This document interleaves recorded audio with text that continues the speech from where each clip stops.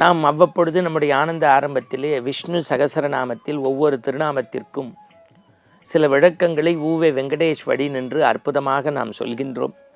அந்த வகையில் 130வது திருநாமம் வேதவித்து, அதாவது வேதத்தை முழுமையாக கற்றறிந்தவன் என்று அதற்கு பொருள். வேத விதே நம, வேத விதே நம என்று சொல்லுவோம். அதனுடைய சிறப்பு பொருள் என்ன என்பதை பார்க்க போகின்றோம். ஆயர்பாடியிலே இருக்கக்கூடிய கண்ணன் திருட்டு கண்ணன், வெண்ணெய் திருடுபவன். தாய் யசோதை உயிரை கொடுத்து மத்து கடைந்து வைக்கக்கூடிய வெண்ணெயை திருட்டுத்தனமாக தின்று விடுவான். ஒரு நாள் பிடிப்பதற்காக பாத்திரத்தின் நுனியில் மணியை கட்டி கையும் களவுமாக பிடித்து விட்டார். இந்த செய்தி உங்களுக்கு தெரியும். ஆயர்பாடியிலே இருந்து அந்த மணி கண்ணனுடைய அருளை பெற்று திருமலையில் மணியாக மாறிய இந்த திருநாமம்தான் வேத வித்துக்கான விளக்கம். அதை நாம் அப்படியே ஒரு நுட்பமாக நயமாக பார்க்க இருக்கின்றோம். காஞ்சிபுரத்திலே அனந்தசூரி தோத்தாரம்பா தம்பதி அப்படின்னு இருந்தாங்க. அவர்களுக்கு பிள்ளை பேரு கிடையாது.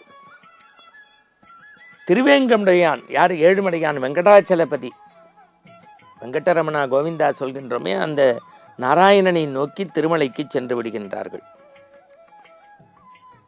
அங்கே ஒரு கனவு. திருவேங்கடமுடையான் திருப்பதியிலே நாள்தோறும் பெருமாளுக்கு நடைபெறக்கூடிய அந்த தூபதீப ஆராதனையின் போது ஒழிக்கக்கூடிய மணியை யாரோ எடுத்து விழுங்கிவிட்டதாக ஒரு கனவு. இதை அப்படியே வச்சுக்கோங்க. காஞ்சிபுரத்தில் நான் என்ன சொன்னேன்? அனந்தசூரி தோத்தாரம்பா தம்பதி பிள்ளை பேர் இல்லை, திருமலைக்கு போனார்கள். இந்த கனவு காட்சியிலே தோத்தாரம்பா தம்பதி தான் மணியை விழுங்குவதாக காட்சி வருகின்றது. யாருக்கு? பட்டாச்சாரியருக்கு. காலையில் கதிரவன் உதிக்கின்றான். திருவேங்கடமுடையானுடைய கதவு திறக்கப்படுகின்றது. பூஜை புனஸ்காரம் எல்லாம் பார்க்கின்றார்கள். அர்ச்சகர் கதவு திறந்து அந்த மலையப்பனினுடைய மணியை பார்க்கின்ற போது மணி காணவில்லை.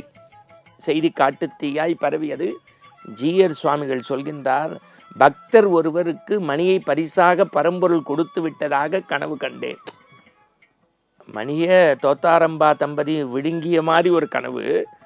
ஜீயர் சுவாமிகள் என்ன சொன்னார்? பரம்பொருள் ஆகிய பரந்தாமன் திருவேங்கடமுடையான் மலையப்ப சுவாமி மணியை பக்தருக்கு பரிசாக கொடுத்ததாக கனவு. இப்போ பட்டாச்சாரியாருக்கு ஒன்றும் புரியல. அப்படி ஒரு சில நாள் கழித்தது. இந்த மணியை விழுங்கியதாக கனவு கண்டதாக சொன்னப்பட்டார்களே, அந்த தோத்தாரம்பா தம்பதியினுடைய கருவிலே குழந்தை உண்டாகி குழந்தை பிறந்தது. அவனுக்கு பேர் வேங்கடநாதன். வேங்கடநாதன் என்று பெயர். 20 வயது வருகின்றது. படித்து பட்டம் பெறுகின்றான். பிற்காலத்தில் அவரைத்தான் வேதாந்திரச்சாரி என்கின்ற பட்டத்தை பெற்று வேதாந்த தேசிகன் என்று வைணவ பெருமக்கள் அழைத்தார்கள். வேதாந்த தேசிகன் என்று. அந்த வேதாந்த தேசிகன் என்பதனுடைய உண்மை பொருள் என்ன என்றால், வேதத்தினுடைய மறைப்பொருளை தவறாக யார் சொல்கின்றார்களோ அதை எதிர்த்து நின்று போரிட்டு அந்த வேத போரில் வெற்றி பெறுகின்றவன் தான் வேதாந்த தேசிகன். ஒரு நாள் கிருஷ்ணமிச்சரர் அப்படின்னு ஒரு பெரிய பண்டிதர், இந்த வேதாந்தாச்சாரியோடு பண்டிதருக்கு போட்டி, வேதம் குறித்த ஒரு போட்டி நடைபெறப் போகிறது. இதில் தோற்றால் உனக்கு நான் அடிமை அப்படின்னு வேதாந்த மிச்சரர் சொல்றாரு. போட்டி தொடங்கும் போது நிறுத்து, தோத்துட்டேன்னா நான் உனக்கு அடிமைன்னே, நீ என்கிட்ட தோத்துட்டேன்னா என்னன்னு சொல்லலையேன்னார். அப்போது வேதாந்த தேசிகன் என்கின்ற திருவேங்கடமுடையானுடைய பரமபக்தர் வேதாந்தாச்சாரியார் பட்டம் பெற்றவர் சொன்னார், கிருஷ்ணமிச்சரே, இந்த வேதம் குறித்து நானா உன்னோடு சற்சங்கம் செய்ய போகின்றேன்? இல்லையே. எதிரும் புதிரும் பேசப் போகின்றேன், எதுகைமேனி ஆற்றப் போகின்றேன்? இல்லை. நம்மாழ்வார், ராமானுஜர், வேதாந்த தேசிகன், மணவாள மாமுனி போன்கின்ற சான்றோர் பெருமக்கள் யாரால் பேசுகின்றார்கள் நாராயணன் நாமத்தை?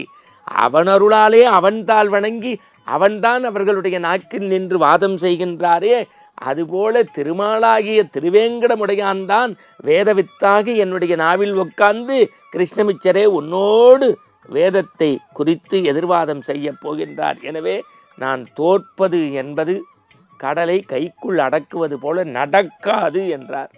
பிறகுதான் கிருஷ்ணமிச்சருக்கு புரிந்தது, இந்த வேதாந்த தேசிகர் சாதாரணமல்ல, வேதாந்தாச்சாரியார் என்கின்ற பட்டம் பெற்ற இவருடைய நாவிலே திருவேங்கடமுடையானே நடமாடுகின்றார் என்பதை உணர்ந்தார். அதனால்தான் வேதத்தை முழுமையாக அறிந்தவர் என்கின்ற திருநாமம்தான் வேத வித்து என்று பெயர். எனவே விஷ்ணு சகசரநாமத்தின் 130வது திருநாமம்.